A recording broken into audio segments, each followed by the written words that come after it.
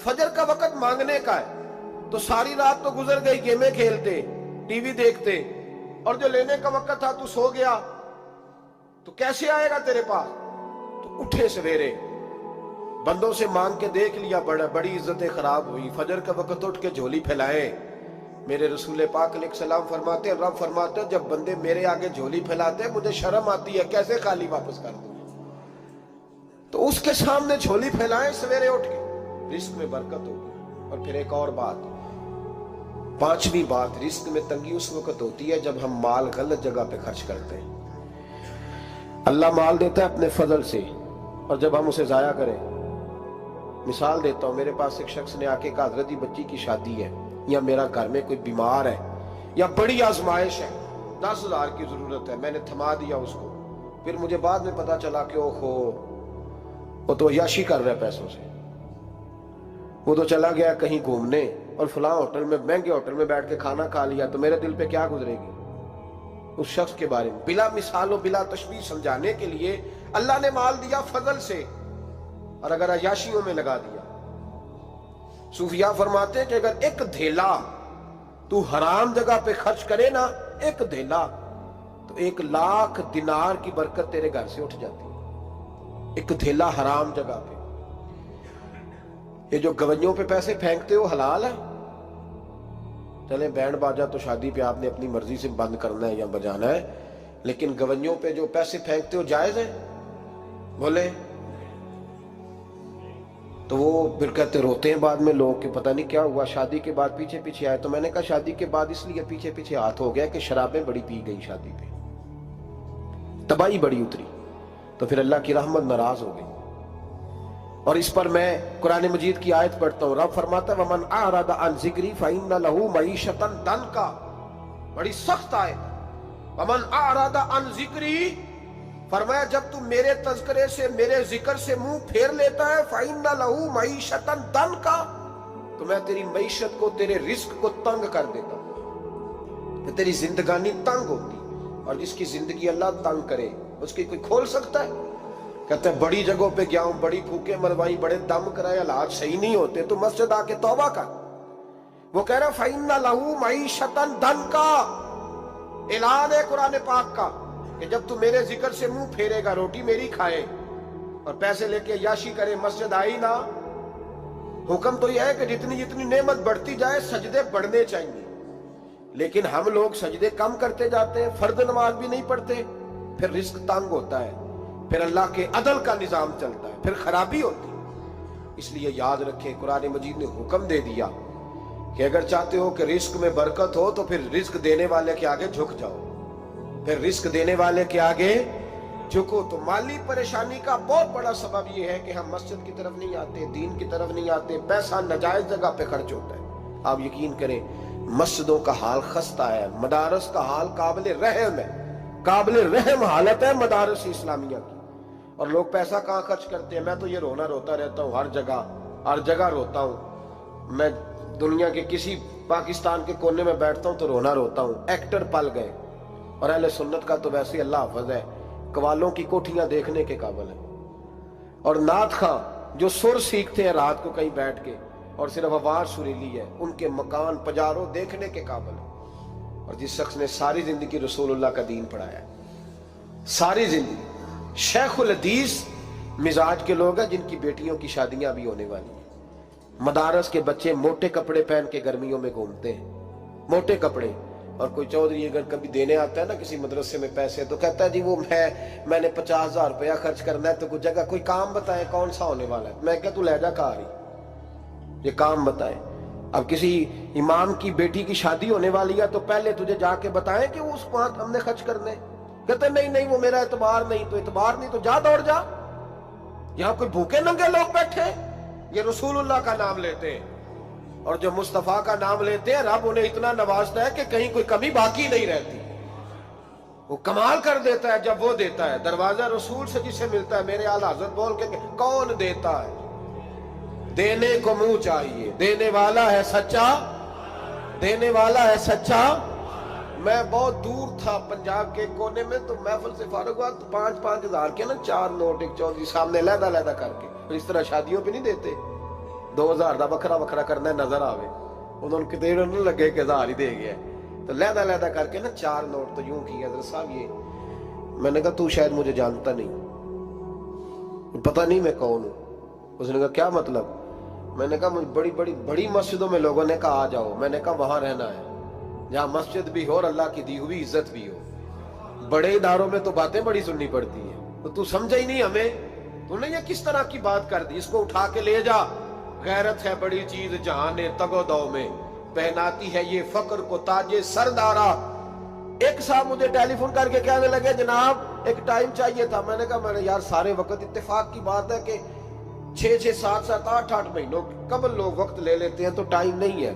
कहने लगे मेरा तो उमरा करांदा भी इरादा सी, मेरा तो मैंने कहा मैंने कभी ख्वाब में भी नहीं सोचा था कि मैं मदीने की इतनी हाजिरी दूंगा जितनी मेरे रब ने मुझे दिलाई है। तू मुझे कौन सी बात बताता है? ये तो मेरे रब का फजल है। मीरा दी गल ना गरीबां दी गल है, मदीने च जाना नसीबां दी गल है।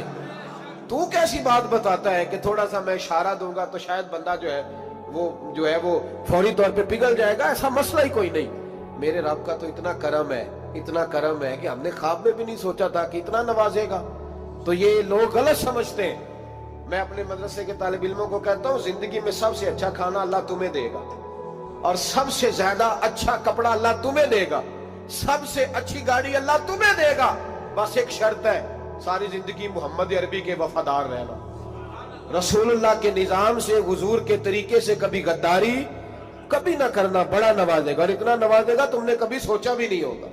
तो याद रखें अल्लाह रिस्क में बरकत देता है, लेकिन उस वक्त जब हम अपनी जिंदगी हकीर करते हैं ना, अब जहां आने लगा हूं वहां आपको लाना चाह रहा हूं। हम पता क्या करते हैं? हाथ फैलाते हैं। बड़े बड़े रईस आजम होके लोग हाथ फैलाते हैं। अगर आप नाराज ना हो तो MNA ने भी इन्वेस्टर रखे होते हैं, MPA का भी इन्वेस्ट, वो भी फोन करता है कि इतनी फ्लैक्स तेरे जिम्मे, इतने तेरे जिम्मे। ये मत समझे कि मांगने वाला छोटा तबका है। यहाँ बड़े बड़े लोग हैं। यहाँ तो पुलिस अफसर भी दुकान पे आ जाए तो दुकानदार परेशान होता है कि ये मुफ्त हो रहा है, ये पैसे नहीं देगा। तो यहाँ मांगने के स्टाइल बड़े बड़े निराले, बड़े बड़े अनोखे। नाराज ना होइएगा, सबकी बात नहीं कर रहा, लेकिन इल्ला माशाल्लाह अक्सर की बात कर रहा हूं। अब मेरे नबी पाक सल्लल्लाहु अलैहि वसल्लम ने दर्स दिया, फरमाया जिंदगी में हाथ ना फैलाना कभी भी, जिंदगी में कभी भी हाथ। माली परेशानी का हल बताया। मेरे हबीब फरमाने लगे यूं ना करना, वरना फिर दोबारा सारी जिंदगी इस तरह नहीं हो सकेगा। फरमाया अपनी गुर्बतें छुपा के रख, अगर अल्लाह कभी आजमाइश डाले तो अल्लाह के साथ बात कर, उसके नेक बंदों के साथ बात कर, कभी भी यूं ना करना, वरना सारी जिंदगी फिर तू मांगता ही रहेगा। तो या रसूलुल्लाह क्या करे? फरमाया तू देने का इरादा कर, अल्लाह भी तुझे माला माल फरमा देगा।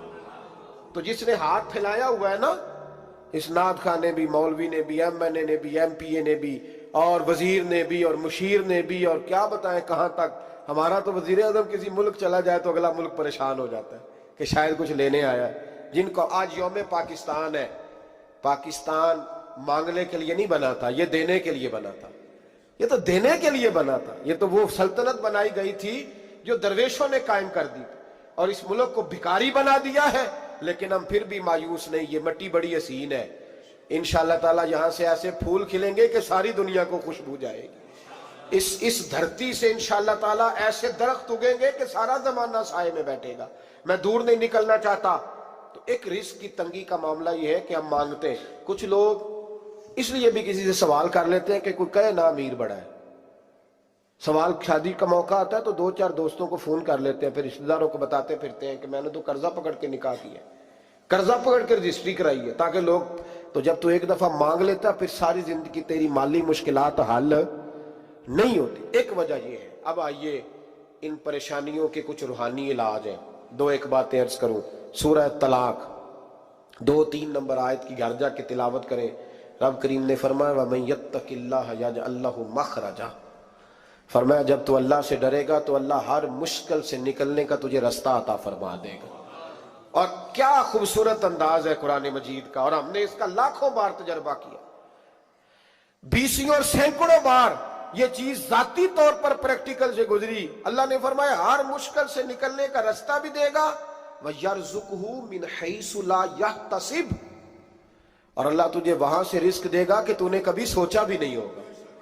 وَيَرْزُقْهُ مِنْ حَيْثُ لَا يَحْتَسِبُ سے دے گا کہ تُونے کبھی سوچا بھی. ایک صحابی تھے حضرت عوف بن مالک رضی اللہ تعالیٰ، کہتے میرا بچہ کافروں نے قید کر لیا، گھر میں غربت پہلے بڑی زیادہ تھی، میں دروازہ رسول پہ آیا، حضور اب کیا کروں؟ تو کہتے ہیں نبی پاک نے فرمایا بھروسہ اللہ کی ذات پہ کر، توکل اللہ کی ذات پہ کر، اور گھر جا کے تسبیح لے کے میاں بیوی بیٹھ جاؤ اور پڑھو لا حول ولا قوت الا باللہ العلی العظیم، جاؤ پڑھو جا کے. کہتے میں گھر بیٹھا ابھی چند تسبیحاں پڑھی تھی کہ دروازے پہ دستک ہوئی، دروازہ کھولا تو میرا بیٹا دروازے پہ کھڑا تھا، پلٹ کے دیکھا تو 400 بکریاں بھی لایا تھا. اور میں نے کہا بیٹا یہ کیسے آ گئی؟ کہنے لگے ابا جی مجھے ایک حویلی میں کافروں نے قید کیا ہوا تھا، میں بڑا پریشان تھا، لیکن ابھی تھوڑا دیر پہلے پتہ نہیں کیا ہوا، میں نے یوں ہاتھ لایا تو رسیاں کھل گئی، باہر نکلا ہوں تو 2-3 بندوں پہ نیند کا ایسا غلبہ تھا کہ بے ہوش ہو کے گرے ہوئے تھے. 400 بکریاں بھی تھی، میں نے دروازہ کھولا، بکریاں میرے ساتھ دوڑنے لگ گئی ہیں، تو میں 400 بکری بھی لے آیا ہوں، پلٹ پلٹ کے دیکھتا رہا ہوں، پر میلوں کا سفر ہوا وہ آئے ہی نہیں. تو والد کہنے لگے بیٹا چلو پہلے مصطفیٰ کریم سے جا کے پوچھ لیں، دیکھیں کیسے مالی مسئلے حل ہوتے ہیں. حضور سے جا کے پوچھیں کہ ہمارے لیے جائز بھی ہے کہ نہیں. کہتے ہیں دروازہ رسول پہ جا کے ہم کھڑے ہوئے تھے کہ نبی پاک نے فرمایا دیکھا رب کریم کا فضل، دیکھا، فرمایا تیرا بیٹا بھی آ گیا، تیری غربت کا بھی حل ہو گیا ہے، یہ کافر کا مال ہے، اسے مال غنیمت سمجھ کے استعمال کر، تیرا ہی ہے. تو لا حول ولا قوت الا باللہ العلی العظیم پڑھیں تو رزق میں پڑھیں گے انشاءاللہ، بول کے بتائیے پڑھیں گے انشاءاللہ تعالی. لیکن سنی قوم تویز پہ لگ گئی ہے، کہتے ہیں وظیفہ پڑھنا پڑتا ہے، آپ لکھ کے دیں گلے میں ڈالنے کے لیے تاکہ وہ ڈالتا جاؤں اور میرے اوپر پیسوں کی بارش ہوتی جائے. وظیفہ پڑھیں، وظیفہ پڑھیں. سنیں ایک اور وظیفہ سنیں، امام قرطبی نے تفسیر قرطبی میں لکھا رزق کی برکت کا وظیفہ. امام قرطبی نے لکھا ہے حضرت انس بن مالک رضی اللہ تعالیٰ عنہ کہتے ہیں ایک شخص حضور کی بارگاہ میں آیا، کہا یا رسول اللہ صلی اللہ علیہ وسلم غربت بڑی ہے، بڑا دکھی ہوں، بڑا پریشان ہوں. تو حضور نے وظیفہ بتایا، فرمایا جب بھی گھر جاؤ نا گھر والوں کو سلام کہنی ہے، السلام علیکم. یعنی کب کہنی ہے؟ جب بھی جاؤ. کب کہنی ہے؟ یعنی گھر سے نکلے ماچس لینے کے لیے، واپس آ کے کہنا السلام علیکم. پھر گھر والوں نے کہا ہو یاد نہیں رہا تھا، وہ تو چینی بھی ختم ہو گئی ہے. پھر گئے چینی لینے تو واپس آ کے پھر السلام علیکم. انہوں نے کہا خو ناراض نہ ہوئیے گا، پتی بھی نہیں چائے کی. اب واپس گئے تو پھر واپس آ کے کیا کہنا ہے؟ تو نبی پاک صلی اللہ علیہ وسلم نے فرمایا جب بھی گھر جا السلام علیکم کہے اور 3 دفعہ سورۃ اخلاص پڑھ دے. اور سورت بھی وہ بتائی جو سب کو آتی ہے، قل هو اللہ احد اللہ الصمد لم یلد ولم یولد ولم یکن لہ کفوا احد. 3 دفعہ یہ پڑھ دے.